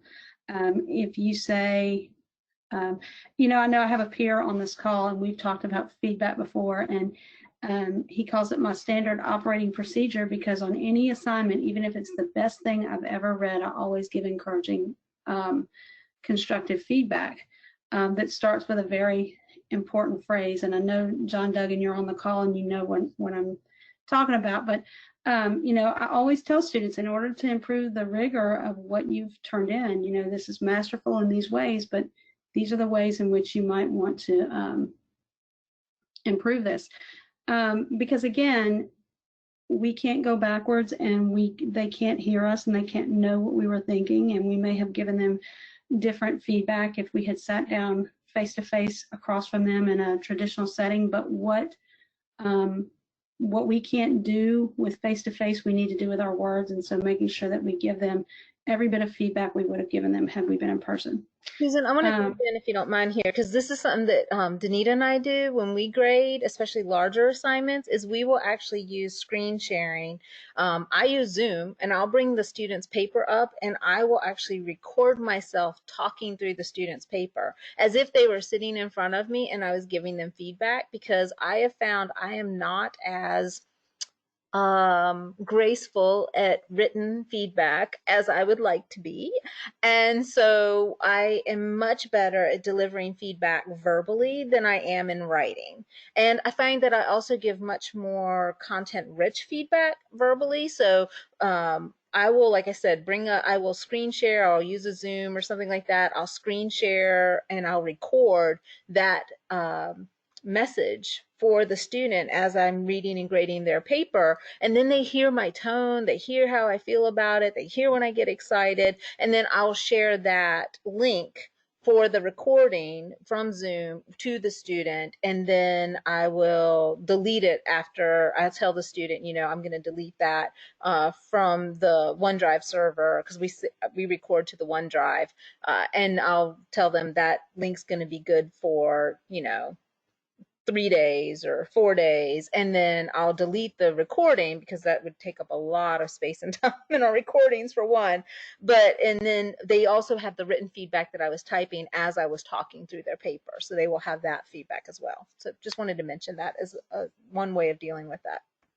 And again, if you don't have access to Zoom, Screencast-O-Matic again is free, and you can record up to 15 minutes of feedback. Again, you have many options with that. You can do a screen on screen where you're watching the recording and they actually see you giving the feedback. It saves as an MP4, and you can save it directly into your OneDrive and give feedback that way. And some LMSs actually give you the ability to record your feedback in them. And so that's something you may want to look at, is, does your LMS have that capability? And last, be cautious of becoming the editor of their paper. Refer them to the appropriate resource. I call this getting into the weeds, and we can do that so easy sometimes, again, because we're asking them to write something that they would have talked about in class. Sometimes it comes off very differently. And so even being clear in terms of your expectations. For instance, if it's a discussion, are you going to require that it be done in strict APA format, or is it going to be more conversational?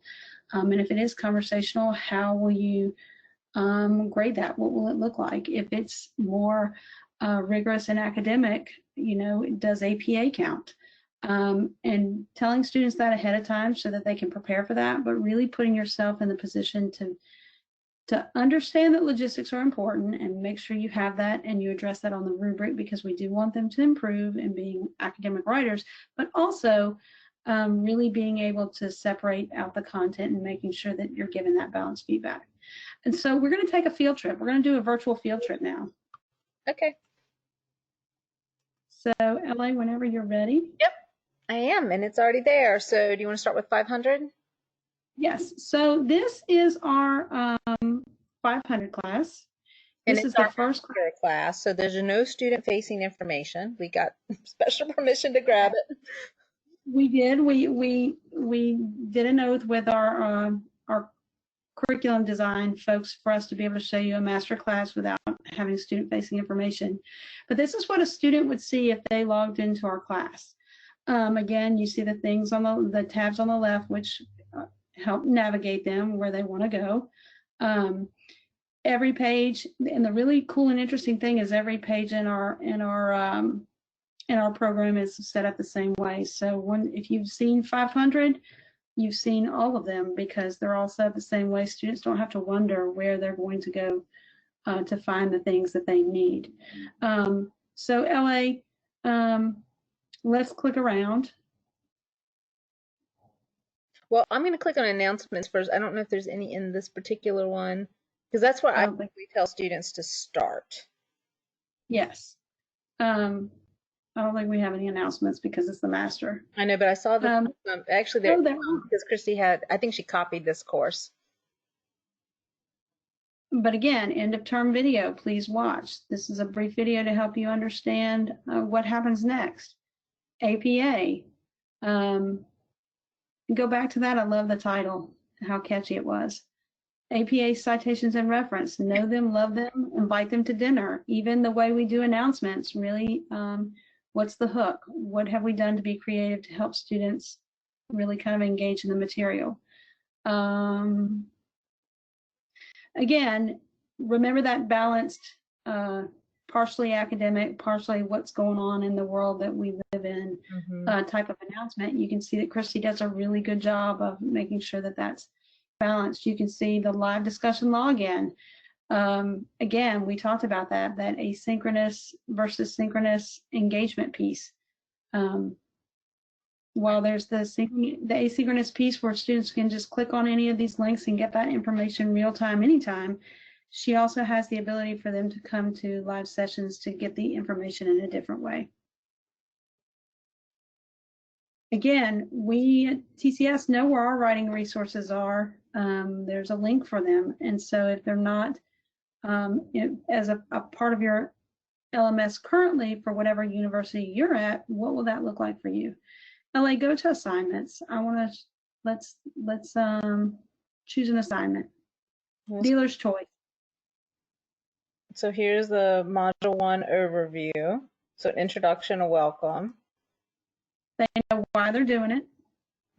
And then here's their overview of the particular unit, what they're expected to do. There are those videos instead of those big chunks of information. And then we have an orientation quiz, which you want to speak to that because I think that's such an important component for a lot of classes. So, especially since we've had quiz questions come up. Again, sometimes it can feel like discussion paper in terms of being able to assess where students are and whether or not they're learning what we need them to learn. For us especially, we teach it at the grad level. And so it's really important to have multiple modalities for students to be able to demonstrate knowledge and content. This one is particularly relevant because this one kind of sets them up to do all of the other work that they're going to do in the program. It's an orientation quiz about the program that's in that introductory class. And so there's no hard and fast rules that say that you guys can't create an introductory orientation quiz to help navigate them or to understand what the online environment is going to look like if your students have never used that before. So I think that that's a super valuable tool about, you know, the pedagogy that they're going to find themselves in. For any of us on the call, this would be really good as we're moving into a different world this term. So for just for time's sakes, I'm going to go ahead and go back out and go to 619. So if there's one in specific in, why did that just say access denied? Oh, because I'm still in the student view. Sorry, hold on. Let's go to the 619 class. The 619 class is our fieldwork class, and it's probably the most synchronous experience that students have for us is fieldwork. And so as we move into this new world of learning that we're in right now, some of you may have a question, what would that look like if I did my fieldwork, or if I did some sort of, I say pseudo-clinical because we don't know whether or not students will be able to access field placement. I think about teachers, nurses, other allied health, psychologists. That could be a problem, right? So we don't know about the site side of it, but we do know about the university side, that we can manage our students' learning. Can you find it, LA? Yeah, I did. Yeah, that's going up at first, but there it is. We can manage our students, the university side of,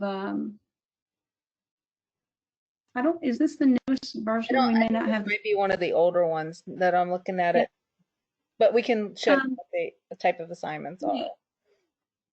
The type of assignments that we have them do. Their logs. I need to get my log signed. I need to make sure that you have my log. Oh, I need to sign up for my recorded presentation for supervision, which all of our supervision happens through Zoom. It's kind of like looking at the Brady Bunch. Everybody comes in and everybody's got their little place on the screen, including the instructor.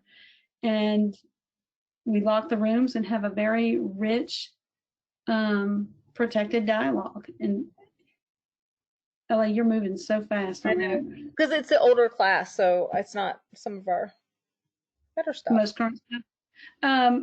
Logs can be found here. The university and the site supervisor's evaluation can be found here. Class assignments are found here. Exit symposium, which has changed recently for us based off student feedback, but it is here. Again, it's very explicit. Start here. This is what you're going to read. This is what you're going to see. This is what you're going to encounter. These unit 1, discussion 1. These are your next steps to the finish line. Everything is explicitly spelled out in terms of what the expectation for students are. Yes, you might look at this and go, wow, they sure have a lot to do in unit 1. But everyone is a distinct piece that's important for them to graduate and be done. And so, I mean, we could put it all in one assignment, but again, that breaking things up in short bursts so that we can really kind of attune to, especially millennial learners, but learners in general. Short bursts, if they open it, there's one thing to upload, move on to the next one. Yep. All right, I'm going to go ahead and let's just talk about some resources since we're a little on time. Okay. All right, so this is by no means an overview of every known technology, but we just wanted to give you a sampling of different types of technology that you might think about using in a class. So for video conferencing, Zoom is by far one of the favorites for education, but there's also Google Hangouts, Google Meets, there's GoToMeeting, there's lots of different ones out there, but you know, these are some of the ones that we've used. For online teaching tools, we're going to look at Kahoot in a little bit. There's also Quizlet, which is one that we've used a lot. And somebody that I just really admire, who I think I saw on this call, is Sean Newfer, and he does an amazing job on his TCS Ed site. And so I've given some of Sean's YouTubes here that really show you how to use different technologies. I just have the utmost respect for him. He is like a tech guru when it comes to ed tech. Khan Academy is one that we mentioned. You've heard Susan mention Screencast-O-Matic. There's also Cam Studio and Filmora Screen, which are free tools that you can use. Your learning management system may have an embedded, like we have Canvas Studio in Canvas. So you may have a video conferencing, screencasting tool that's already embedded in your LMS if you're using a learning management system. Some visual tools that I've used, Google Drawings is one that I like. It's kind of like a bulletin board, and your students can post pictures and articles and links and type things and draw things. And so you could do a visual mapping of a concept or an idea in Google Drawings, and it all snaps to the same board. And so it's a very collaborative tool. Padlet's very similar. You can share your Padlets and give people an opportunity to post information and share information. In a previous class I had students do a self-care project throughout the course. And so in the first submission on their Padlet, they posted like what they were going to do. And then each week they posted an update. Either one had to be in like a text base, one had to be a video base, and then one had to be a creative base. And so they had to come up with something they could post to their Padlet. ThingLink is another one. Sean does a much better job of describing it than I do, but it's a way that you can create this almost like a little world that they can explore ideas and concepts and watch videos. And then there's also a whiteboard app here that would be really helpful. Here's some of the online community resources I like. There's the ACA library. Recently, I joined the Spring 2020 Online Learning Collective. It's a public group on Facebook that you can join that has lots of great ideas. Faculty Focus is a newsletter that I get on a regular basis. Tony Bates is in the UK, and he has a great website with lots of great resources for online education. Then we also have the Online Learning Journal, which has some information. This is the TCS EdTech on YouTube. Totally suggest you subscribe to it. Amazing resource. And then UCF, the University of Central Florida, has the Online Pedagogical Repository. Marty Gensius has the podtalk.net for those counselors and psychologists in the group. Has amazing podcasts on many different areas that you can choose from. And then there's UPCA, which is the University Professional Continuing Education Association, I believe, if I'm remembering what that stands for, but they have a whole section that focuses on online education and provides a lot of really great resources. I'd also mention Quality Matters here, which we should have added, which I think is a good resource to have since they have a good rubric for knowing how to build your courses out. So our third poll question, Danielle, if you don't mind, which is true false, developing a technology-assisted course requires costly technology.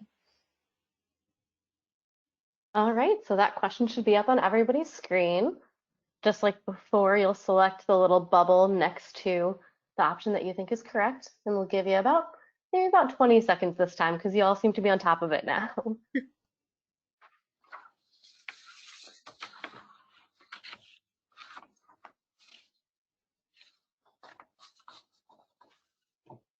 All right, maybe about 5 more seconds for those of you who want to get some answers in at the last minute. You have almost 80% of you voted already. Okay, gonna go ahead and close the poll here. So 4% said true and 96% said false. Yeah, I would go with the 96 because you really can, especially with things like Moodle, which is a free learning management system, and Zoom allows you to have free accounts. You can do it very, very low cost. You just have to get a little creative and piece things together, but you can do it low cost. So in order to, we know a lot of you are having to really quickly start online classes, but if you decide that you want to continue working in this, there's a few things that we would recommend for ongoing development and commitment to program development, and that is investing in peer feedback and student input. We think those are essential to developing good courses. You can't do it in isolation. Engaging in continuing education like this, seeking out peer support, like joining a Facebook group or support group, and then using the resources available by your professional associations and knowing and sharing resources. And then For 12, we just want to hit some of the highlights, just some things to think about outside of the course, because while we're doing this quick shift for a lot of on-ground programs to online, it's really important not to lose the culture of the program that you had that happened outside of the classroom. And so just a few things that I want to highlight, because I do want to make sure we have time for questions in our Kahoot, is that really engaging your mission and your vision. Whatever your mission and vision is, and if you have a strategic plan, how will you implement that in a virtual? That shouldn't be given up. And then invest. Lorianne, Yes. I'm so sorry to interrupt. Do you mind just sharing the PowerPoint again? Oh, I think we still have the poll question up there. Yeah, no, it's still, it says it's sharing on my end. There we go. Now we can see it. Thank you. The other thing is investing in faculty and student training, not expecting that faculty and students are going to know how to do this, that you need to train them. And I think sometimes we overlook training our students. We just assume, oh, especially if they're millennials, oh, they know how to do this, but they don't. And then if you have accreditation and licensure requirements for your program, to make sure you check with those boards to make sure that you're staying aligned and if any type of substantive change might need to be filed. And then I think just creating an intentional culture of what you want the courses and outside of the courses to be. We use a collaborative teaching model, which I think is really helpful in our program, where not one instructor, most of our classes are taught by teams of instructors, one or two or three instructors. And I think that's been a really powerful tool for us, because I might be good at certain things and Susan might be good at certain things, but we're not always good at the same things. And we can work together as a team, and that shares the load and lets us build on our strengths. I think another thing is just creating those virtual communities, which we're going to talk a little bit about, but we have in CMHC, we have an advising forum. It's a Canvas shell that we've created for our students that provides information on our Chi Sigma Iota chapter, information on how to get your books, information on the different faculty members and what and who they are, and what else is on there? All sorts of things. Colleen and Susan can jump in, but if you Fieldwork. what Fieldwork advising. Yes. Resources, the writings, links to the Writing Center, links to conferences that are coming up. Not that many conferences are happening, except for virtual conferences. Those types of things. Announcements about what's happening in the community. So we create that. And we encourage our students to check that once or twice a week, so that it's kind of like their one place, one stop shop for all things CMHC, so that they can hear and learn about what others are doing. And it just creates that sense of community. Susan, you want to touch on assessment real quick? I do. So again, much like Lorianne said, your strategic plan and your mission shouldn't be given up on, neither should your assessment plan and your evaluation, because again, it's about being effective in a new modality. And so going back and revisiting your assessment plan and making sure that what you're doing kind of really fits with who you guys are as a university. Again, we've talked about the timely feedback, which is going to be really important in terms of assessment and evaluation. Different modes of feedback, we've talked about that. We've given some creative ways to do the things we used to do maybe traditionally in an online setting. Program eval, that's going to be really important as you guys encounter differences in the way you're teaching students. Sitting down as a faculty and saying, okay, what are we doing here? What are our needs? What is our focus going to be? How are we going to get there? Routinely poll your stakeholders. Don't just depend on the faculty to say how we think it's going, or even wait for the SOTs at the end. 2-3 weeks in, Survey Monkey, you can send out a quick survey and say, how do you think things are going? Your opinion matters. For those of you with fieldwork components, being able to send those to your site supervisors so that everybody, well, if your students are on site, everybody's getting the same message that we're all in this, and we're a community, and we're gonna do this. Again, we are super collaborative in our department. Don't be afraid to ask for help. In your self-assessment and the assessment of your program, freely offer up your strengths, because again, this is kind of one of those it takes a village kind of things. because a lot of, online programs, to launch an online program, it takes a lot of investment, it takes a lot of labor, and it's a pretty laborious and labor intensive process. However, it can be done in a really short amount of time. And so lean on those around you to get the needs of you and your students met. And again, remember that you're going to be responsible for formative and summative information, and that all of the things that you're asking your students to do leads to, remember I talked about it being like the once upon a time, that all of the things in the book lead to the end, the end in the story. And so the end being, did the students get what they needed?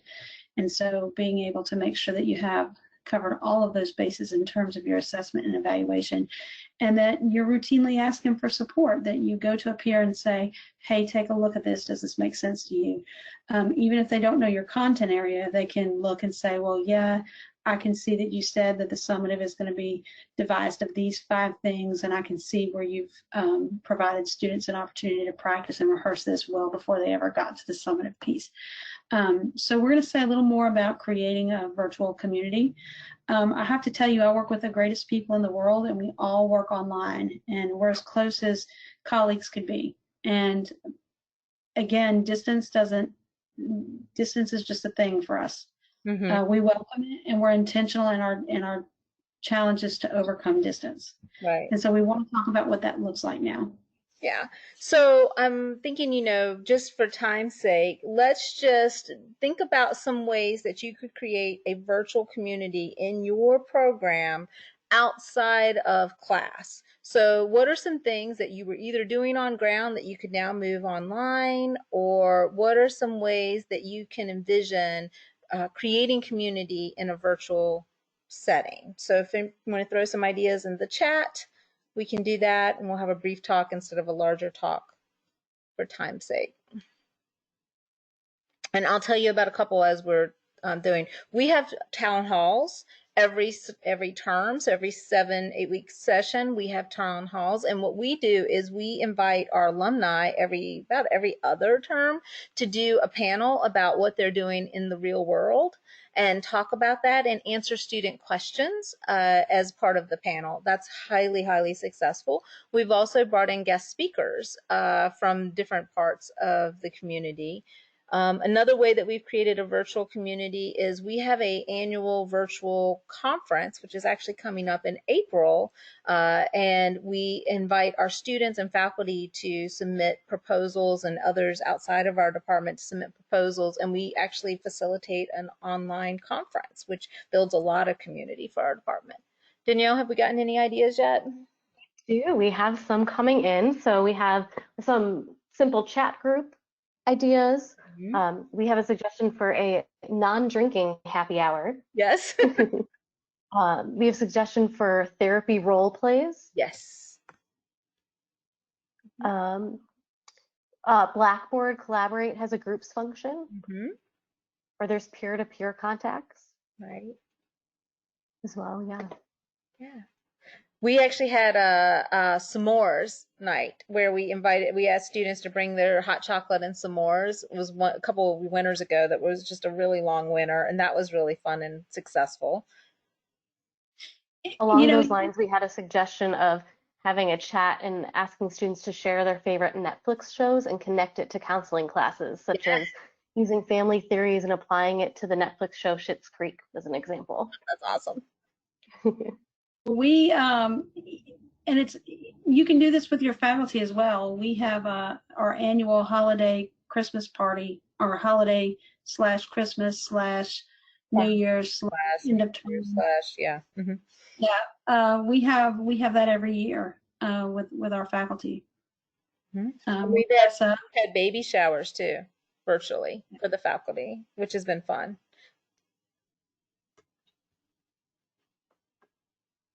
Okay. All right. So those are just some ideas. So don't limit yourself by the modality. I hope that's one of the biggest takeaways you have from this, is the modality does not have to be a limit. You just sometimes have to think a little bit creatively on how you're going to do it. And that's where collaboration comes in and really working with it.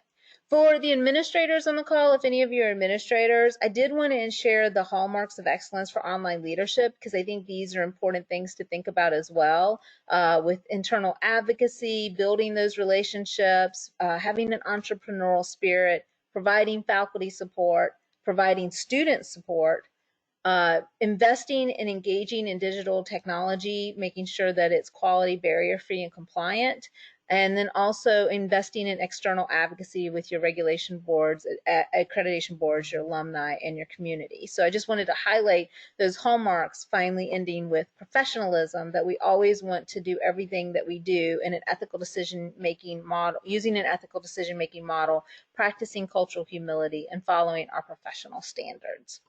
So with that, let's finish up with our Kahoot. So a few of you were asking for the pin earlier. So if you've downloaded the Kahoot app, go ahead to your Kahoot app and you can enter the pin, which is 2971552. So you just go into Kahoot, you enter that pin, you choose a name, an appropriate name, please, and you post it in, and everybody can get into the Kahoot and we can play a quick little Kahoot so you can see what this really fun tool is like. Lorianne, while you're waiting for players to join, we had a question.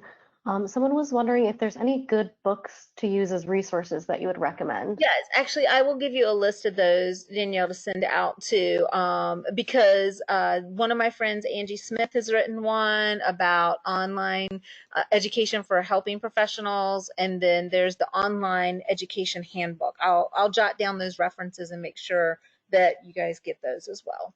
And you can actually get those through VitalSource, which is an online book repository for faculty. So I encourage you to use that. So again, we're waiting for some players to join us at Kahoot. So if you've downloaded Kahoot, go ahead and. So we have several participants saying that the pin is not working for them. Let's restart the pin then. Let's try that again. So it may have timed out. So let's do a new one. Sometimes it does that if you wait too long. So our new pin, as soon as it'll come up, is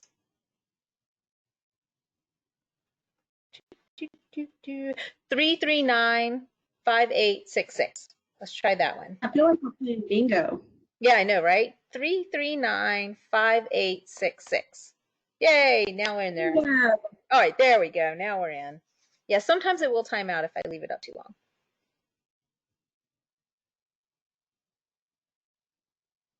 And it's only a 5-question Kahoot, so it'll be really fast. All right, so we're gonna. Students love it. Students love this. Oh, they do. They get really competitive with one another. It's kind of funny. Really quick. Yeah. All right, we're gonna go ahead for this time's sake. Go ahead and start, but you can still enter the pin. Here we go. The first question is, true, false. Faculty can use any technology found on the internet as long as the technology appears to be current and user-friendly. True or false?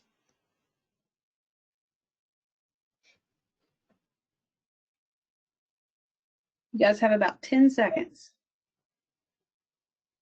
And it does calculate based on whether you are right and how fast you are. It's pretty. Okay. So let's see, it is false, because you also need to make sure that it's FERPA compliant. You need to make sure that students know how to use it. You need to make sure that they have accessibility features. Things like that are important. So there is an evaluation process that needs to go along with your technology. Next question, R is in the lead, whoever R is. Next one up is, the core elements of course development include determining all of the following except how will you teach the course, how students will engage, how will you assess learning, and how students will communicate with you.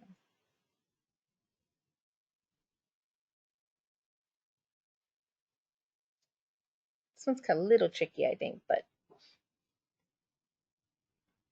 okay, there's a big spread there. It's actually how students will communicate. The real question that we asked before course development is how will you communicate with students? So that was a little trick. I switched the words around. The others are true in developing course development. So let's go ahead. Kel is in the lead now. K-E-L. A myth of online class management is online courses require frequent monitoring. If a course is built right, you can monitor the course 2 or 3 times a week. Instructors have to provide encouraging and constructive feedback. None of the above.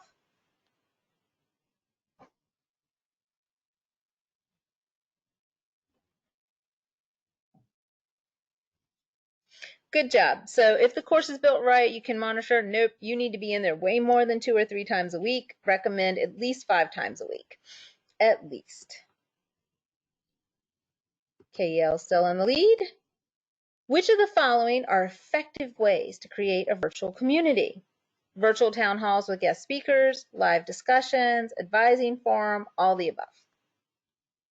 Wow, that one's fast. You guys got that one really fast.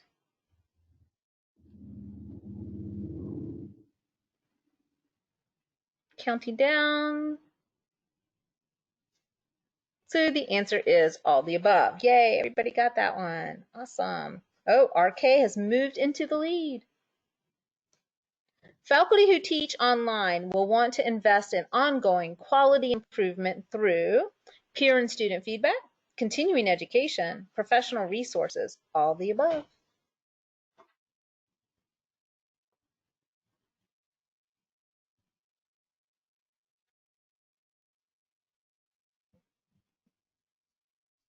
And the answer is all of the above. Good job. And the podium. So, Oh, we got to see the winners first. FR is in third. R is in second. And our number 1 place for this week is RK. Woo! Confetti. congratulations, RK. With runners up B and Stella. Stella being, I think, one of ours. Awesome. Okay, so that is the end of our presentation. We are going to be sending out an infographic with some little tips and tricks that will come out, and then I'll get you the couple of books that I mentioned. Susan, is there anything you want to say as we finish up? We only have about 3 minutes. If there was a pressing question or two, if someone had something that they wanted to catch us with real time, we want to make sure that we use every minute we've been allotted. So does anybody have anything? You can post it in the chat or Raise your hand. We did have a couple of questions. One from earlier on, there was a participant who asked if you could explain a little bit about what a compassion check is and how you use it. I will. So I love a good anything to deal with an animal or a feel-good story. And so what I'll do is I'll get a link to a YouTube video, or sometimes I get it from the Good News Network or wherever, and I'll post it in as an announcement to the students and go, this is the commercial break for your learning week. Take a look at this. And I'll leave the discussion open where they can respond to what they've seen. Like if I was teaching today, I would show the one where the penguins were at the zoo or at the aquarium and show it to students. And so we would just have a discussion around something that is really great and really awesome going on in the world. We showed one, we just came back from the Global Happiness Conference. We showed one with, it was called Bubbles and Bella. It was about an elephant and a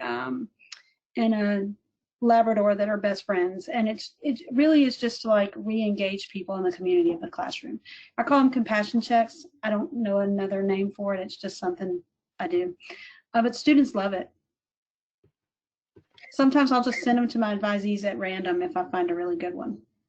One of the other questions, I'm sorry, that I just saw was about keeping up with the time that students spend in the platform. I would not encourage that as a matrix because students will oftentimes log in, get the assignments, and then work offline.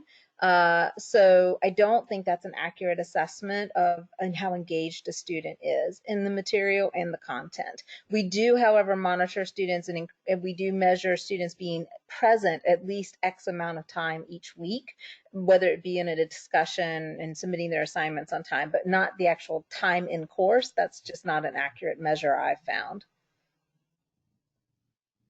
What's another question we've got? LA, can I say one thing about that? Unless it's something like Khan Academy that has an algorithm built into it that has activity minutes and idle minutes. And so they actually have an algorithm built in. So if you were gonna monitor minutes per se, you could use a platform like that to do it, but you would want to make sure that the algorithm is present.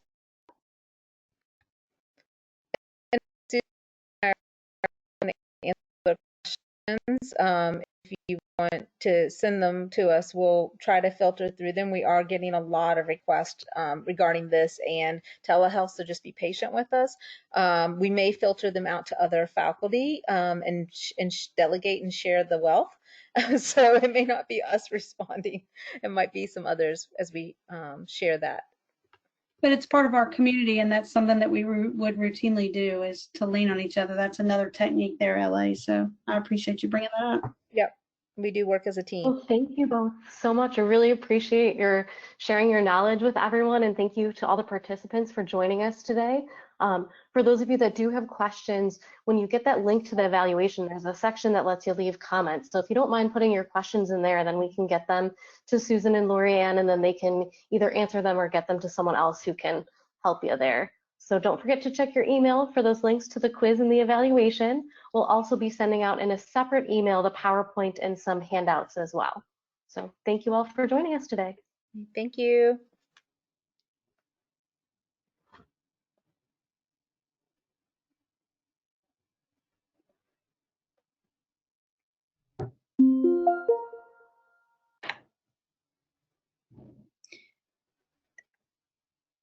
Danielle, did you need anything else besides the books from me? Hello.